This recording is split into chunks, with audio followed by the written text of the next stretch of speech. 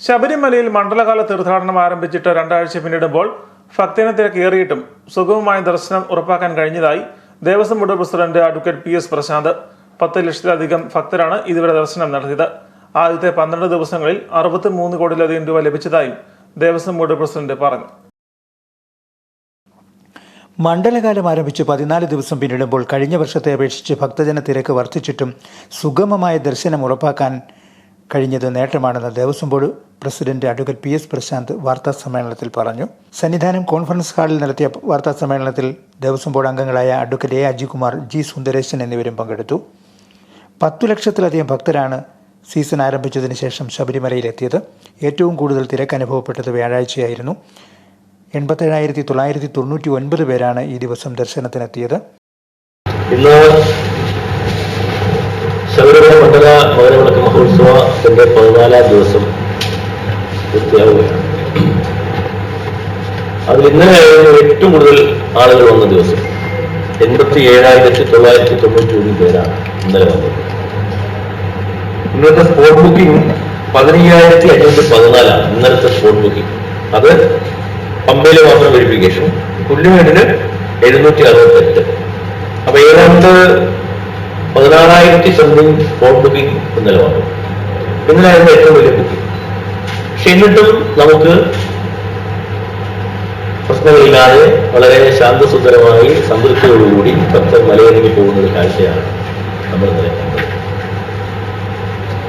അപ്പോൾ ഞാനിവിടെ പറയാൻ പോകുന്നത് 12 ദിവസത്തെ വന്ന ആളുകൾ, അതിനെ ബേസ് ചെയ്താണ് കണക്കുകൾ പറയുന്നത്. 12 ദിവസം കഴിഞ്ഞ വർഷം പൂർത്തിയായപ്പോൾ 5,53,922 പേരാണ് കഴിഞ്ഞ പ്രാവശ്യം വന്നത്. 5,53,922 5,53,922 പേരാണ് കഴിഞ്ഞ പ്രാവശ്യം 12 ദിവസം പൂർത്തിയായിട്ട് വന്ന ആളുകളുടെ എണ്ണം. ഇപ്രാവശ്യം അത് 9,13,437 കഴിഞ്ഞ മണ്ഡലകാലവുമായി താരതമ്യപ്പെടുത്തുമ്പോൾ ആദ്യത്തെ 12 ദിവസത്തെ കണക്കുകൾ അനുസരിച്ച് 15,89,12,575 രൂപയുടെ വർധനവാണ് ഉണ്ടായത്. 63,01,14,111 രൂപയാണ് ആകെ വരുമാനം. അപ്പം അരവണ വിൽപ്പനയിലും വൻ വർധനവാണ് രേഖപ്പെടുത്തിയത്. ഈ വർഷം അപ്പം വിൽപ്പന വഴി ലഭിച്ചത് 3,13,99,245 രൂപയാണ്. അരവണ വിൽപ്പനയിലൂടെ ലഭിച്ചത് 19,40,51,790 രൂപയുമാണ്. പമ്പാ നദിയിലെ തുണി ഉപേക്ഷിക്കൽ, മാളികപ്പുറത്തെ തേങ്ങ ഉരുട്ടൽ തുടങ്ങിയവ ശബരിമല ആചാരങ്ങളുടെ ഭാഗമല്ലെന്ന് തന്ത്രി വ്യക്തമാക്കിയിട്ടുണ്ട്. ഇത് സംബന്ധിച്ച് ഭക്തജനങ്ങൾക്കിടയിൽ പരമാവധി ബോധവൽക്കരണം നടത്തുന്നതിന് ബോർഡ് ശ്രമിക്കുമെന്നും ദേവസ്വം ബോർഡ് പ്രസിഡന്റ് പറഞ്ഞു. മാളികപ്പുറത്തടക്കം ഉദ്യോഗസ്ഥരെ നിയോഗിച്ച് കാര്യങ്ങൾ നിയന്ത്രിക്കും. കേരളത്തിനകത്തും പുറത്തുമുള്ള ഗുരുസ്വാമിമാർക്ക് ഇത് സംബന്ധിച്ച് നിർദ്ദേശങ്ങൾ നൽകും. വിർച്വൽ ക്യൂ വിജയകരമായി നടപ്പാക്കുന്നതായും ദേവസ്വം ബോർഡ് പ്രസിഡന്റ് പറഞ്ഞു.